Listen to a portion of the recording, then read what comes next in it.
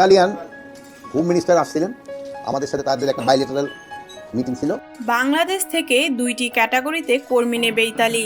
বৈধ অভিবাসন ব্যবস্থাকে শক্তিশালী করার লক্ষ্যে এই প্রথমবারের মতো দুই দেশের মধ্যে একটি সমঝোতা স্মারকে স্বাক্ষর হলো।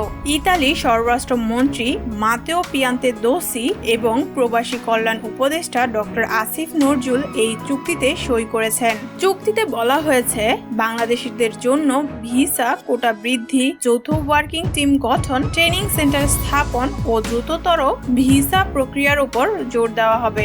ইউরোপের দেশ ইতালিতে অবৈধ পথে পাড়ি জমান অনেকেই, যার মধ্যে বাংলাদেশিদের সংখ্যাও কম নয়। দুর্গম পথ পাড়ি দিতে গিয়ে মৃত্যুর মুখেও পড়তে হয় অনেককে।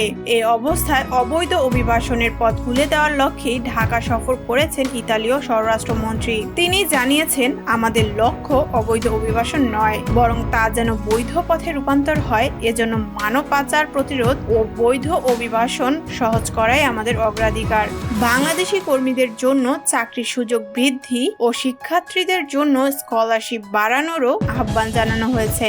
এছাড়া সৌদি আরব সফরে আকামা নবায়ন এবং জর্ডানে পুরুষ কর্মী পাঠানো নিয়েও আলোচনা হয়েছে।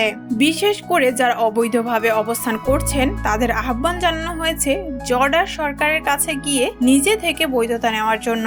সরকার এর জন্য কোনো অর্থ নেবে না। গত 8 বছরে এটি ইতালির কোনো মন্ত্রীর প্রথম বাংলাদেশ সফর। প্রবাসীদের জন্য এটি হতে পারে একটি বড় সুযোগ। The breaking brief, Dhaka.